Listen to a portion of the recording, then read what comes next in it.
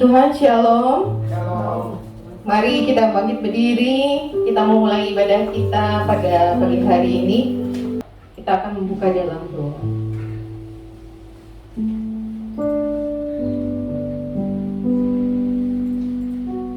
Bapa di surga yang kami tinggikan dan kami agungkan, kami datang pagi hari ini menghampiri tangga hadirat-Mu. Kami berterima kasih dan bersyukur atas segala sesuatu yang Tuhan berikan pada kami. Dan tiba saatnya kami akan menaikkan pujian dan penyembahan kami ke hadapan-Mu. Layakan setiap kami, kuduskan setiap kami, supaya apa yang kami naikkan berkenan dan menyenangkan hati-Mu. Pimpin ibadah ini dari awal hingga akhirnya. Tuhan yang beracara dan menjamah kami satu persatu sehingga kami mengalami sesuatu yang baru di dalam kehidupan kami. Terpujilah nama Tuhan di dalam nama Yesus. Kami buka ibadah ini. Haleluya. Amin. Amin. Selamat pagi semuanya. Boleh lambaikan tangan satu dengan yang lain. Puji Tuhan. Masih tetap berdiri. Kita akan memuji Tuhan dengan sukacita. Oh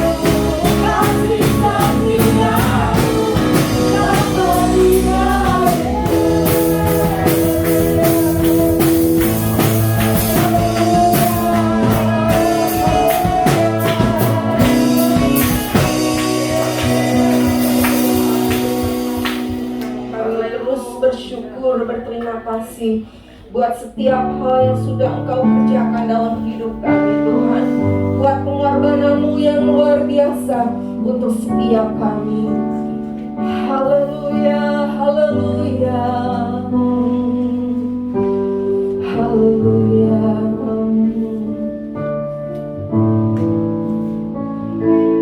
Give thanks with a grateful heart. Give thanks to the Holy One. Give thanks because He's given Jesus Christ, His Son. Give thanks with a grateful heart. Give thanks to the Holy One. Give thanks because He's given Jesus Christ, His Son. And now let the weak say, I am strong. Let the poor say, I am rich because of what the Lord has done for us. And now let the weak say, I am strong. Let the poor say, I am rich because of what the Lord has done for us. Give thanks. Naikkan syukur kita. Haleluya. Syukur kepada syukur dengan senang hati. Syukur karena Dia milik kita, Yesus Kristus. Syukur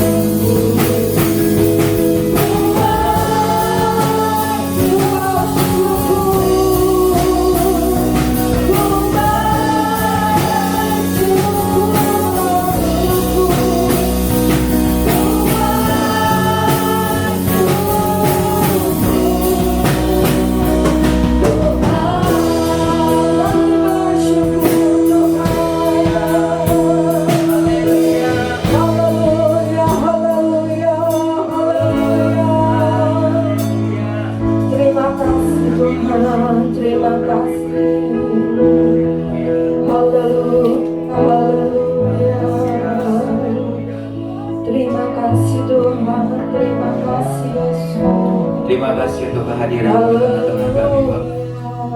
Kami bangga memiliki Allah yang dahsyat, yang peduli, yang mengerti, dan yang terus bersama dengan kami apapun kondisi yang sedang kami hadapi. Terima kasih untuk ibadah yang indah. Terima kasih untuk kehadiran-Mu di tengah kami. Terima kasih untuk berkat-Mu. Terima kasih untuk janji-janji-Mu yang nyata bagi kami. Terima kasih untuk waktu yang spesial ini. Kami bisa bersama-sama dengan umat-Mu yang lain memuji dan menyembah dan mendengarkan firman-Mu. Terpujilah Engkau Bapa di dalam nama Tuhan Yesus Kristus. Hamba menyerahkan pemberitaan firman Roh Kudus ke dalam tangan-Mu. Haleluya. Amin. Silakan duduk Bapak Ibu. Shalom.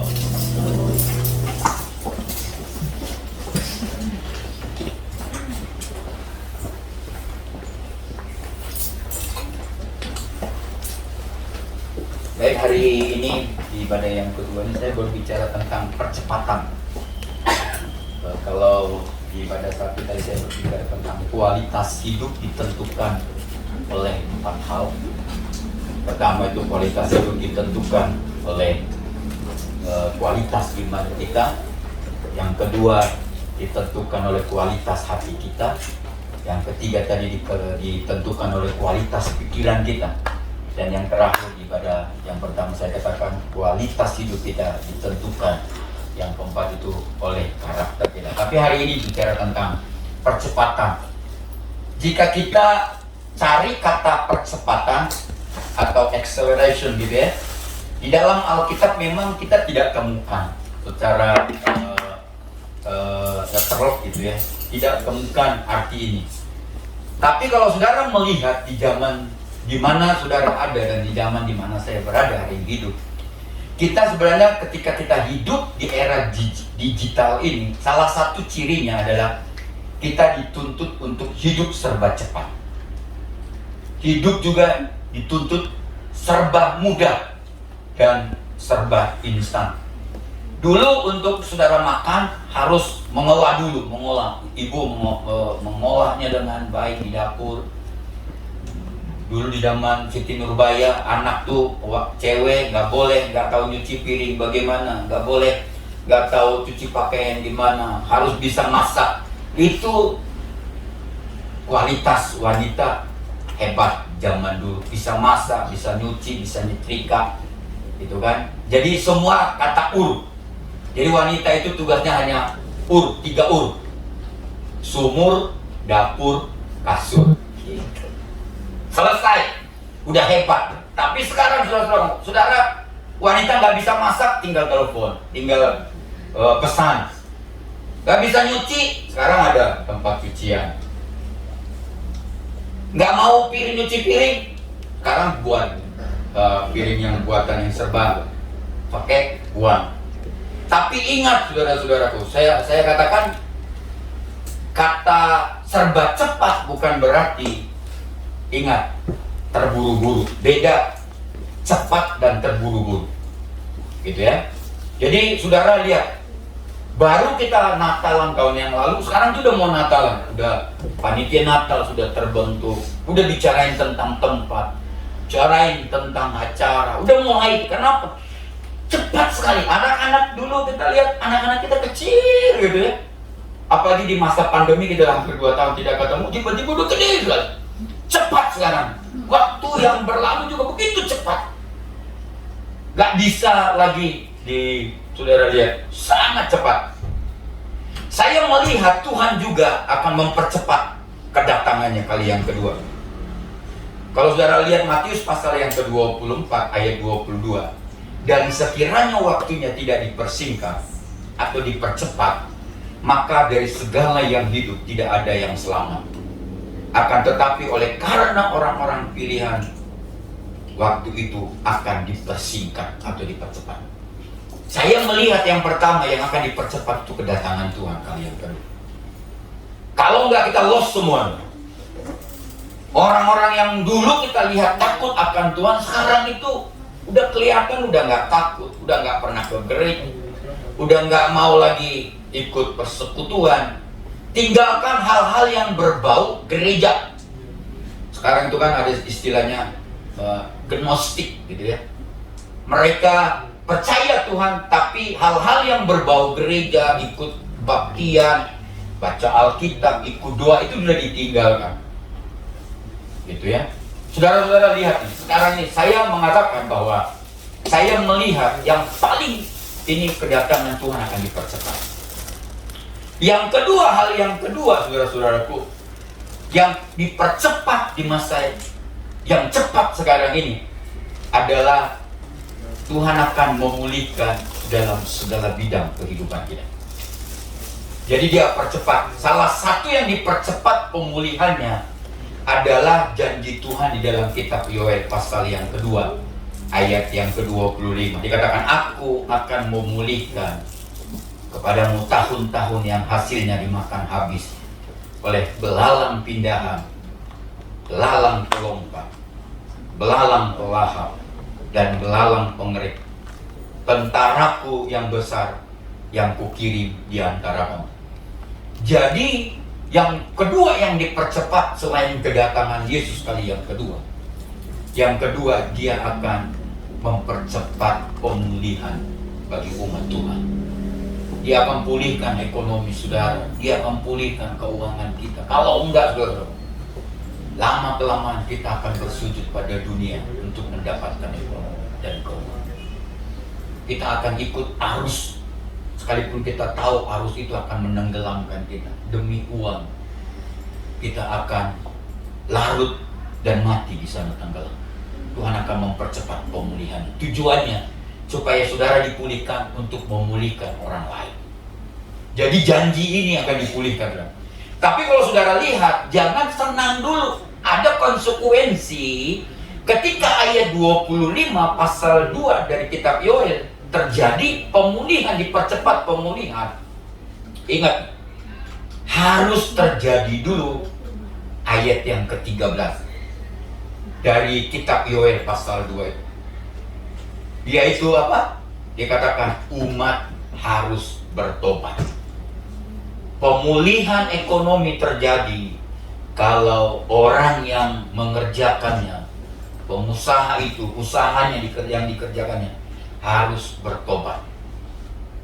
Karena Yoel mengatakan, aku akan memulihkan tahun-tahun, memulihkan kepadamu tahun-tahun yang hasilnya dimakan habis oleh belalang pindahan, belalang pelompat. Dikatakan ini terjadi kalau ayat 13 terlebih dahulu terjadi, yaitu ada pengampunan, datang bersujud, mengakui dosa-dosanya, bertobat, maka terjadi pemulihan. Saudara-saudara, jadi di zaman Nabi Yoel ada serangan. Kalau saudara lihat, memang di zaman itu ada serangan belalang yang membuat suku Yehuda, negara Yehuda, bangsa Yehuda itu menjadi miskin total. Karena semua penghasilannya dia hajar, dihabisin sama belalang ini. Jadi nggak ada yang tersisa buat mereka.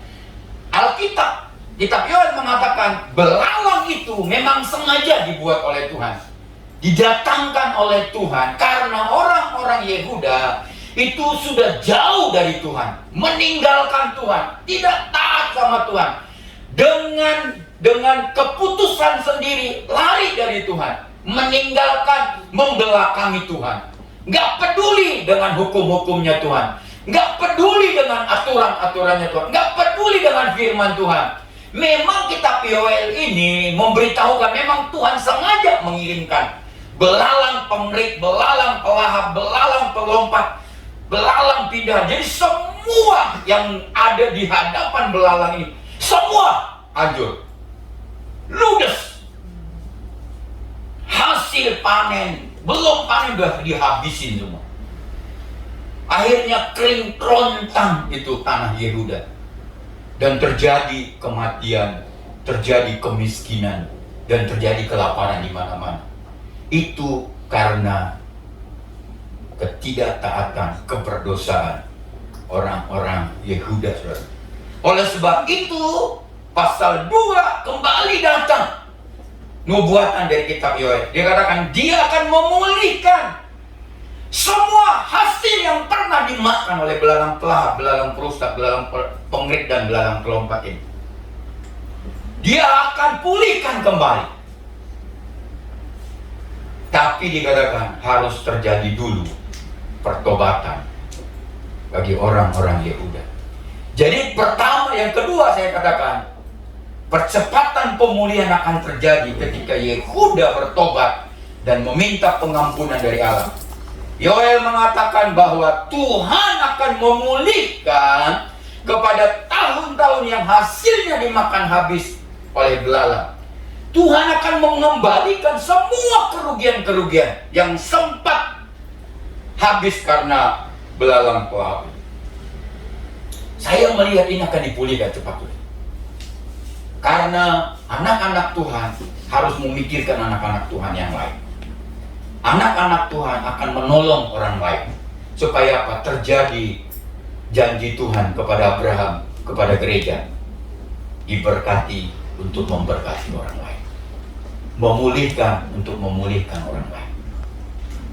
Jadi ingat saudara-saudara, yang ketiga yang akan dipulihkan, yang paling cepat akan dikerjakan Tuhan selain kedatangannya dan pemulihan. Percaya saudara, kalau saudara benar-benar sama Tuhan, Tuhan akan pulihkan bisnis kita. Tuhan akan terus pulihkan, Tuhan akan terus ganti. Yang ketiga yang akan Tuhan percepat, saudara-saudaraku, di janjinya Tuhan di Ulangan pasal 28 ayat 13. Tuhan akan mengangkat engkau menjadi kepala dan bukan menjadi ekor. Engkau akan tetap naik dan bukan turun. Apabila engkau mendengarkan perintah Tuhan Allahmu yang kusampaikan pada hari ini, kulakukan dengan sedih. Janji ini pun akan dipercepat datang kepada saudara dan saya. Tapi selalu ada itu ekornya, saudara-saudara. Sebelum terjadi dia mengangkat kita dan menjadi kepala, gitu ya. Tapi selalu ada apabila, selalu kayak bersyarat. Gitu. Tapi memang loh, kitab Yoel juga harus ada pertobatan, maka pemulihan akan dipercepat, gitu ya. Ini juga yang ketiga ini di Ulangan pasal 28 ayat 13 harus terjadi. Saya melihat saudara-saudaraku akan terjadi. Saya melihat akan orang-orang Kristen, umat Tuhan itu akan menjadi, kalau saya katakan ya, akan menjadi pemimpin-pemimpin di area-area tertentu, saudara. Dimanapun saya melihat, karena harus terjadi nubuatan ini. Baik di area politik, akan banyak orang-orang Kristen ingin dan mau diterjun ke dunia politik. Saudara-saudara, mau tidak mau, gereja dulu begitu seperti haram, gitu ya, menjauhi dunia politik. Saudara, tidak bisa lagi kita jauhi. Kenapa? Karena yang membuat undang-undang itu ada di dunia politik. Kalau saudara nggak bisa mempengaruhi undang-undang itu, orang-orang Kristen, jadi ketika buat semua peraturan-peraturan itu harus ada nilai-nilai kekristenan, harus ada nilai-nilai kerajaan Allah. Kalau enggak, kita habis. Nah, ketika saudara, Tuhan akan angkat pemimpin-pemimpin baru di dunia politik, di dunia pemerintah, di dunia perusahaan-perusahaan, Tuhan akan angkat. Tujuannya apa? Supaya janji ini bisa realisasi. Terang ini harus bercahaya. Karena siapapun pemimpin yang tidak percaya kepada Kristus itu adalah bukan pemimpin yang mendatangkan terang. Maka harus ada terang-terang di tengah-tengah dunia ini. Dunia politik, dunia pemerintah, dunia pendidikan, dunia budaya, dunia apalagi, dunia artis, dunia pemerintah, harus ada terang-terang di sana. Makanya saya katakan, saudara-saudara mahasiswa-mahasiswa, kalau kau besok jadi dokter, jadilah dokter yang memiliki nilai-nilai firman Allah. Kalau kita jadi politik, jadilah berpolitik di dalam nilai-nilai kerajaan Allah. Harus jadi terang di sana. Gak boleh lagi tidak. Ini akan dipercepat. Kalau nggak dikatakan, dunia ini terus akan tenggelam dan gelap. Harus ada orang-orang yang meneranginya. Janji ini akan dipercepat, akan direalisasikan. Makanya anak-anak kita doakan supaya mereka menjadi pemimpin-pemimpin di masa depan ini. Saya tadi pagi berdoa karena akan ada beberapa anak-anak muda kita yang akan pergi, saudara-saudara.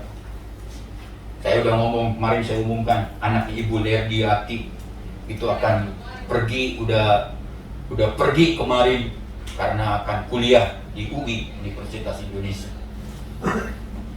Jadi anaknya Pak Filipus akan masuk asrama karena dia di STT Telkom. Ada Yopen akan pergi ikut di kos karena dia di Universitas Pajajaran. Ada ponakan saya, dia tinggalkan rumahnya harus datang ke Bandung karena dia kuliah di Unpar. Tapi mereka mungkin jauh. Ingat ini baik-baik. Ada anaknya Ibu Nenek, tadi ada yang main keyboard, sudah di Jakarta. Itu semua saudara-saudaraku mempersiapkan pemimpin-pemimpin masa depan. Dan Tuhan, kalau mereka benar-benar takut akan Tuhan, mereka akan memegang tampuk-tampuk kepemimpinan di negara ini. Untuk apa? Membawa terang di setiap area politik, area pemerintahan, area budaya. Budaya kita sekarang, budaya yang sudah mulai dirusak. Harus ada kebenaran firman Tuhan di sana. Saudara-saudaraku yang dikasihi Tuhan, ini harus dipercepat karena Tuhan mau datang. Tujuannya apa, saudara-saudaraku? Kalau saudara melihat Maleakhi pasal 3 ayat 18, maka kamu akan melihat kembali perbedaan antara orang benar dan orang fasik, supaya orang tahu kenapa mereka nanti anak-anak kita atau saudara akan dipulihkan ekonominya, akan menjadi orang-orang yang kuat, orang pemimpin-pemimpin di masa depan. Yang ada di area politik, saya katakan tadi, pemerintahan, perusahaan-perusahaan terkenal, di perusahaan-perusahaan papan, menjadi pemimpin-pemimpin yang bukan hanya jago cari uang, tapi menikmati, menyatakan nilai-nilai kebenaran. Supaya ini nih, Maleakhi 3:18, maka kamu akan melihat kembali perbedaan antara orang benar dan orang fasik, antara orang yang beribadah kepada Allah dan orang yang tidak beribadah kepada Allah. Harus ada, saudara-saudara. Harus ada orang tahu di mana tuh kebenaran. Orang akan melihat anak-anak kita, melihat usaha kita, perusahaan kita, bisnis kita, cara bisnis yang benar karena hidup di dalam kebenaran. Ini nih, pemimpin yang benar karena ada di dalam kebenaran, dalam firman Allah. Ini nih. Jadi akan ada contoh-contoh yang muncul, saudara-saudaraku, yang bisa membedakan. Sekarang kita jadi bingung, pemimpin yang benar itu mana? Pemimpin yang benar apakah hanya mereka berbicara tapi tidak menghidupi apa yang dia bicara? Tapi di masa-masa ini akan ada percepatan mengangkat. Jadi jangan heran anak-anakmu, jangan biarkan anak-anakmu hanya menikmati dunianya sendiri. Ingatkan mereka bahwa Tuhan akan mempercepat kedatangannya, mempercepat mengangkat mereka menjadi pemimpin-pemimpin yang luar biasa. Tuhan akan membuat perbedaan ini, saudara. Kalau nggak terjadi ini, susah akan melihat kebenaran itu seperti apa.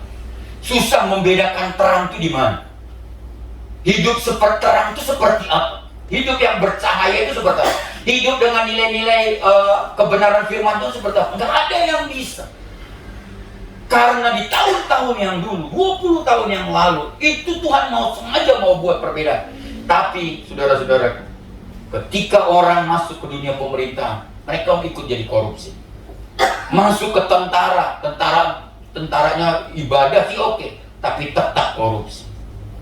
Masuk dunia politik, tetap saja jatuhnya di dosa. Selalu kayak gitu. Kenapa? Gagal. Dan ini Tuhan mau percepat. Jadi dia pilih anak-anak Tuhan. Jadi jangan biarkan anak-anakmu jauh dari Tuhan, karena mereka akan dipilih oleh Tuhan. Ingat, saudara, supaya ada perbedaan. Apa yang harus kita lakukan? Dikatakan Hagai pasal 2 ayat 18, 19, ikuti arahannya Tuhan. Hagai mengatakan, Perhatikanlah mulai dari hari ini dan selanjutnya. Mulai dari hari ini yang ke-24 bulan ke-9. Mulai dari hari diletakkannya dasar bait Tuhan. Perhatikanlah. Apakah benih masih tinggal tersimpan dalam lumbung? Dan apakah pohon anggur dan pohon ara, pohon delima dan pohon zaitun belum berbuah? Mulai hari ini aku akan memberikan berkat. Tapi ada tuntunannya Tuhan, ada aturannya Tuhan, ada arahannya Tuhan. Jadi anak-anak kita ini harus ikut arahannya Tuhan. Di rumah saya selalu ngomong, takut Tuhan itu permulaan dari keberhasilan. Gak bisa lagi saudara sembarangan anak-anak kita, karena mereka akan dipercepat, dipilih mereka dari setiap umat Tuhan. Tuhan tuh kayak berkeliling melihat anak-anak Tuhan yang akan dijadikannya pemimpin masa depan. Ikuti arahannya Tuhan. Pertama, Yesaya 55 ayat 8 dikatakan, sebab rancanganku bukan rancangan, jalanmu bukanlah jalan. Mengapa kita harus ikuti jalan, arahannya Tuhan, tuntunannya Tuhan? Karena ini rancangan kita, rancangan orang tua kita belum tentu untuk anak kita, belum tentu rancangannya Tuhan.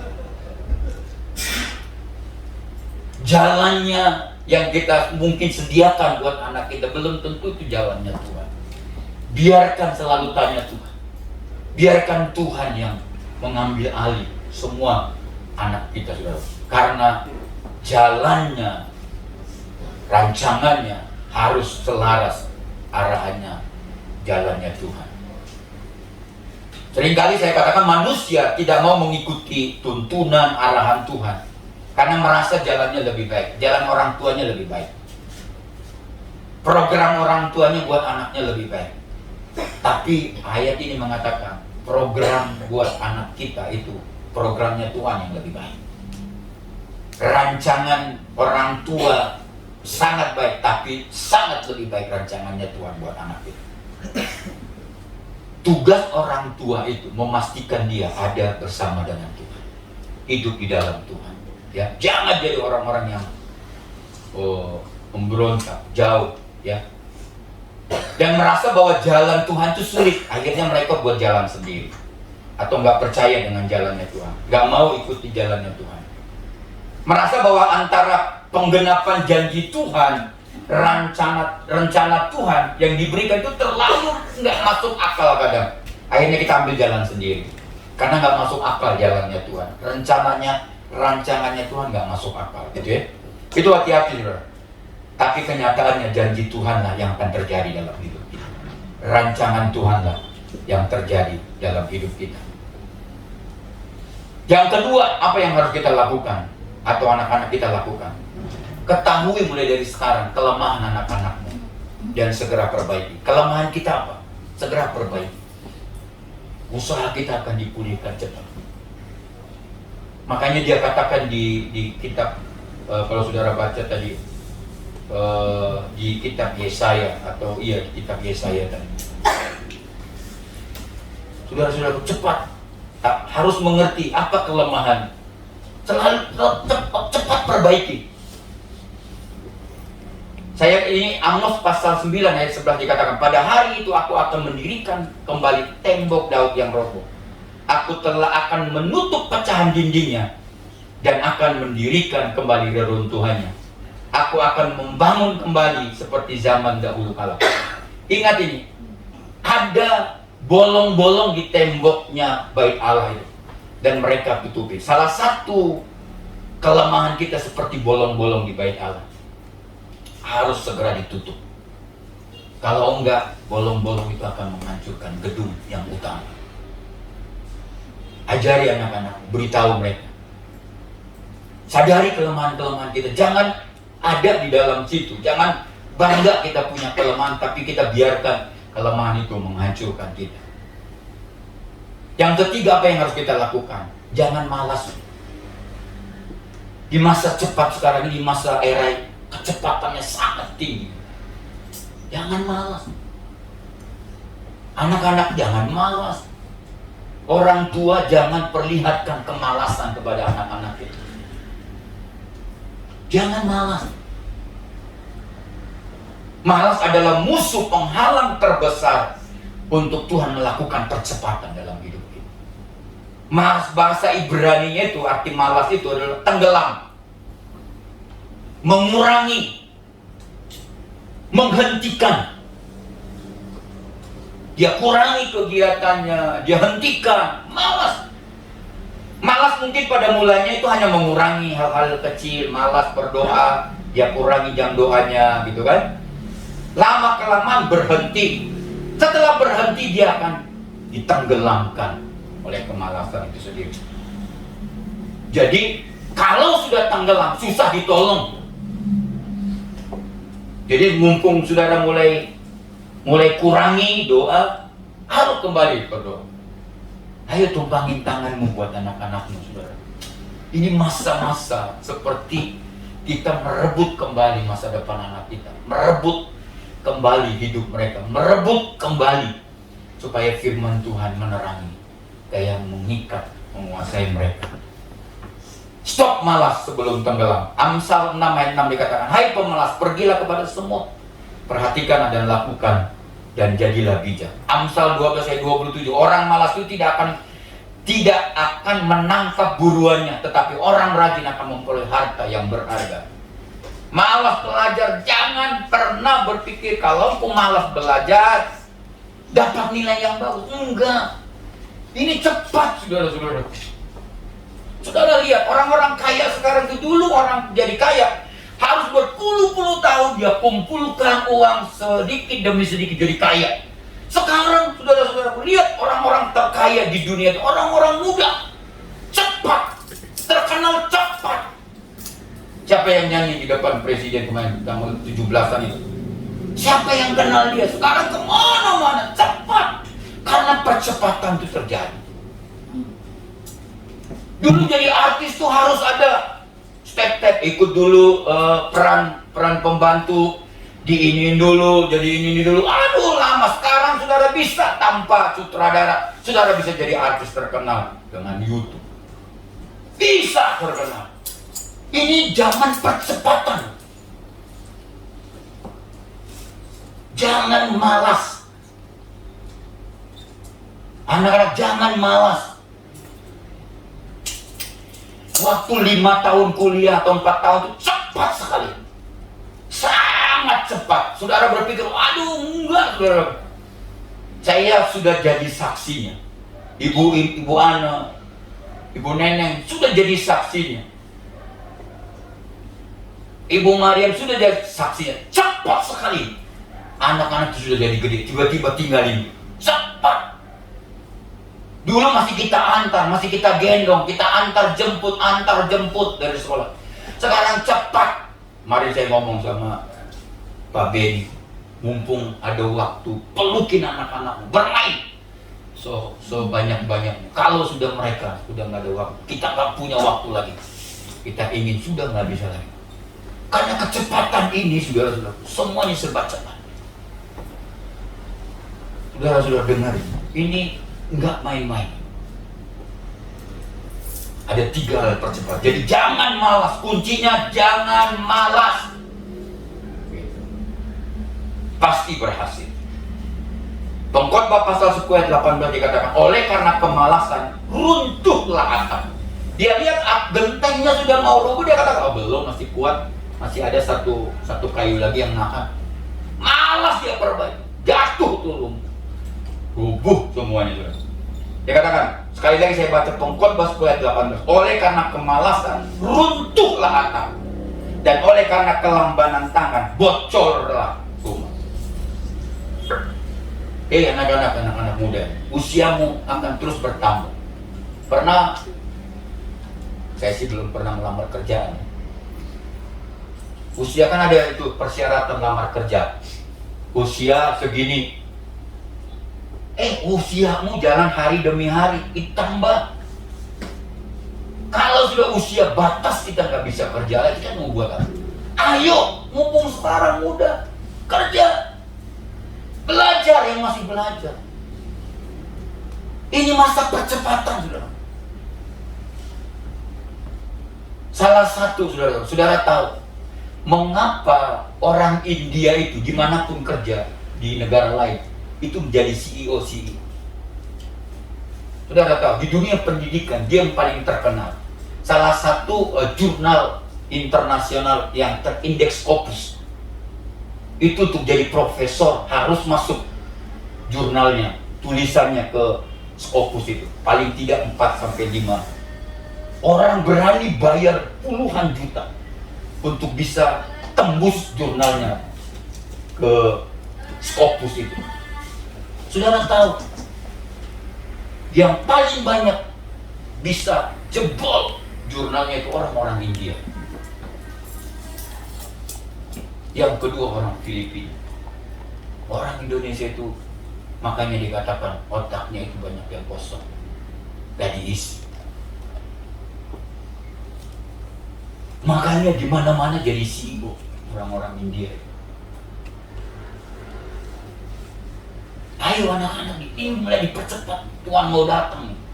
Dia angkat saudara, anak-anak kita. Jangan malas-malas. Yang kedua, jangan lamban. Yang ketiga nih, ikuti tadi arahan Tuhan. Jangan malas, jangan lamban. Salah satu orang yang lamban, ada 2 contoh yang lamban yang sangat itu menjadi masalah. Konsekuensinya jadi bermasalah. Salah satunya siapa saudara? Kalau saudara melihat, kata lamban itu meremehkan sesuatu yang ada di matanya, ada di hadapan. Itu lamban.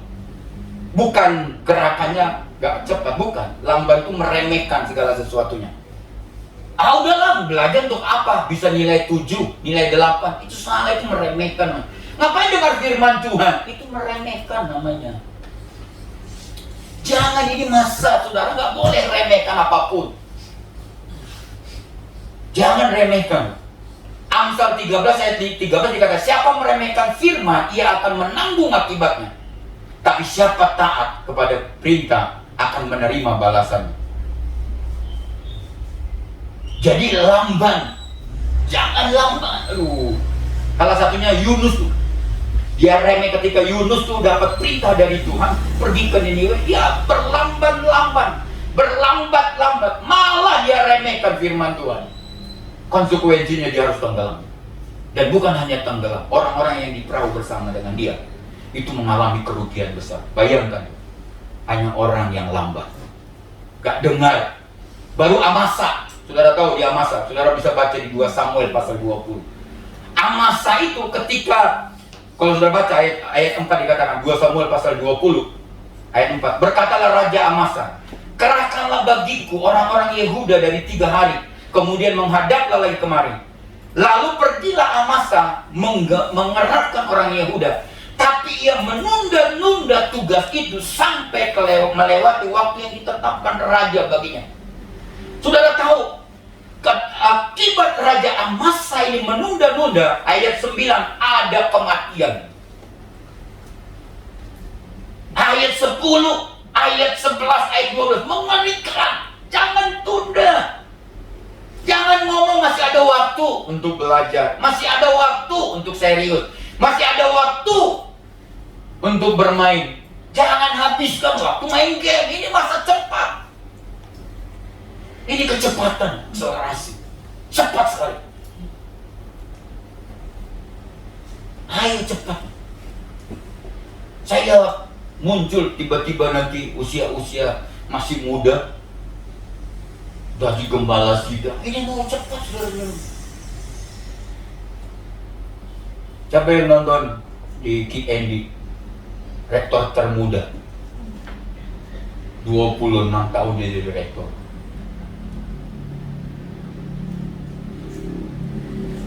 Di Harvard dia lulus, hanya 1 tahun ambil S2. Itu luar biasa. Ini cepat saudara-saudaraku, nggak akan ditunggu saudara. Anak-anak kita nggak ditunggu. Makanya ajarin, jangan malas, jangan nunda-nunda belajar, jangan nunda-nunda bekerja, jangan nunda-nunda melakukan apapun. Mengapa orang biasa menunda saudara? Karena takut salah. Hari ini salah itu biasa, asal jangan melanggar hukum. Biasa salah masak nasi, harusnya ada air, nggak dikasih air, itu nggak apa, udahlah mulai itu udah diam. Masak sayur harusnya ada garam, nggak lupa kasih garam, itu udah biasa. Jangan takut salah, asal jangan melanggar hukum. Belum tahu caranya ditunda ini. Saudara-saudaraku, dengar ini baik-baik, dengar ini baik-baik, anak-anak dengar ini baik-baik. Ini waktu kalian. Tuhan akan pilih kalian. Orang tua itu hanya bisa melakukan satu hal dan dua hal. Berdoa untuk keberhasilanmu. Dan dia berpeluh untuk mencukupi kebutuhan. Itu tuh. Seperti khotbah Ibu Lydia katakan, kita nggak akan minta jasa, minta ngomong, kemarin saya sudah keluarkan 20M, kamu kembali sama mama, nggak akan. Besok kamu jadi orang hebat, kamu menikah sama istrimu, kita datang belum tentu istrimu buka pintu, nggak apa-apa. Belum tentu kasih kamar terbaik buat orang tuamu. Tapi orang tuamu masa ini, ingat nih, dia ingin yang terbaik buat. Ayo anak-anak, ayo mulai maju. Anak saya Jessica itu berapa kali saya bertengkar tanda kutip, pergi ke HAM, karena dia salah satu yang belum skripsinya itu dia harus dapat data di HAM. Besok udah ketemu, saya mau pergi. Nggak ada yang bisa nunggu kita, waktu berjalan. Bab 3 udah selesai, mau bab 4 leha-leha, nggak ada, saya bongkar. Jalan, kerja. Nggak ada leha-leha. Gimana leha-leha? Anak-anak, ini zaman percepatan. Ini buat zaman ini buat kalian. Kami ini hanya berdoa dan memfasilitasi, memberi jembatan untuk kau bisa meraih sukses di zaman ini. Kita ini udah tunggu kalender. Paling nggak berapa kalender lagi sih? Saya udah 48. Udah habis 48. Berapa tahun lagi sih? Saya 20. Ini 22 supaya mas 70 lah, sesuai dengan Mazmur 90. Udah selesai, men. Udah nggak bisa apa-apa. Bentar lagi anaknya Pak Budi jadi gembala di sini. Sudah, saya duduk di sini. Anaknya Pak Budi yang kuat. Udah kita udah nggak bisa. Ayo ini anak-anak ini akan jadi pemimpin. Udah waktunya, bro. Jangan menunda-nunda, usiamu jalan terus. Sekolah itu gak bisa menunggu, saudara. Memang sekolah Alkitab tempat saya ngajar. Kita yang datang ke mahasiswa bikin skripsi, ayo cepet. Kalian tuh gak bisa gitu. Ayo cepet. Ini apalagi di masa sekarang, Pertamax naik, Pertalite naik, solar naik, nanti diikutin telur dan naik. Indomie dulu makanan rakyat, sekarang udah mulai makanan yang spesial. Semua udah mulai naik nih. Angkot nanti naik harganya, Gojek naik, semua naik. Inflasi tinggi. Saudara mau buat apa? Saya ngomong tadi di ibadah satu, jangan bersungut-sungut di masa sekarang. Yang kedua, jangan marah sama Tuhan keadaan itu. Yang ketiga saya katakan, jangan pernah persalahkan siapapun. Yang keempat, mengucap syukurlah senantiasa. Karena Tuhan janjinya berkata tidak pernah tinggalkan kita. Dia menyertai kita. Akan ada, saudara, akan dia perubahan di depan. Dan itu memang sengaja Tuhan buat sangat cepat. Karena dia ingin memperlihatkan siapa yang benar dan siapa yang benar. Siapa orang fasik dan siapa orang benar. Tuhan Yesus memberkati kita.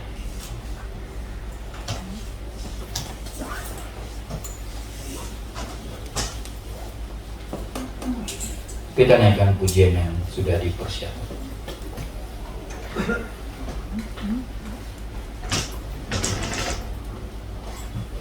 Haleluya. Haleluya. Hari ini kita renungkan firman Tuhan. Anak-anak muda, anak-anak remaja. Firman Tuhan adalah hari ini percepat. Tuhan akan mempercepat kedatangan. Tuhan akan mempercepat pemulihan. Tuhan akan mempercepat untuk mengangkat orang-orang kudus, orang-orang percaya. Jadi pemimpin-pemimpin di masa depan, baik di pemerintah, baik di area politik, supaya tujuannya, supaya dunia tahu mana orang yang percaya kepada Yesus, mana orang yang takut kepada Allah, dan mana yang tidak takut. Mana orang yang berjalan seperti di dalam Kristus sesuai dengan kebenaran firman Allah. Mana mereka yang berjalan dan serong jauh dari Allah. Tuhan akan mempercepat pemulihan bisnis dan usaha kita, supaya ketika Tuhan pulihkan usahamu dan bisnismu lebih cepat, supaya pengusaha-pengusaha lain, bisnismen lain tahu bahwa di dalam usahamu ada Kristus di sana, ada Allah di sana yang berkarya, yang memberkati, supaya ada perbedaan. Dikatakan usaha orang fasik, bisnis orang fasik dengan bisnis orang benar. Anak-anak kita akan diangkat, bukan lagi terus jadi ekor pengikut, tapi dia akan menjadi kepala. Supaya apa? Supaya orang tahu pemimpin-pemimpin yang benar itu seperti apa. Pemimpin-pemimpin yang takut akan Tuhan itu seperti apa. Mereka bisa bandingkan dengan pemimpin-pemimpin orang fasik, supaya orang melihat bahwa Allah itu adalah Allah yang benar. Ingat, ini anak-anakmu adalah hidup di masa percepatan ini. Ini buat mereka dan ini buat untuk saudara juga. Dan naikkan pujian ini, saudara. Haleluya. Bukan dengan barang fana Kau membayar dosaku, dengan darah yang mahal. Hari ini saya undang yang bertugas jamuan kudus. Tuhan hanya menginginkan engkau bersyukur. Tuhan hanya yang menginginkan engkau mengucapkan terima kasih. Dia hanya menginginkan engkau memuji dan menyembahnya. Dia hanya menginginkan engkau memberitahukan kepada dunia bahwa dia telah mati buat engkau, untuk menebus dosa, menebus hidup, menyatukan engkau dengan kembali kepada tangan Bapa di surga, membuat engkau layak masuk surga. Terima kasih Bapa di dalam surga. Terpujilah Engkau. Kami sudah menyelesaikan semua rangkaian dalam ibadah ini. Hari ini kami akan pulang. Kami akan membawa persembahan kami. Kami tidak mau datang dengan tangan yang kosong di hadapan Tuhan. Kalaupun kami tidak dapat memberi persembahan, hari ini kami sudah membawa syukur kami, membawa hati kami di hadapan. Kami akan mengembalikan persepuluhan sebagai bukti bahwa berkat Tuhan sudah sampai di dalam kami, ke tangan kami, dalam hidup kami. Tuhan akan memberkati usaha, memberkati bisnis kami, memberkati rumah tangga kami, memberkati anak-anak kami. Sadarkan kami bahwa era ini adalah era percepatan bagi Tuhan. Dia akan mempercepat kedatangan Tuhan. Dia akan mempercepat pemulihan bagi orang-orang kudusnya Tuhan.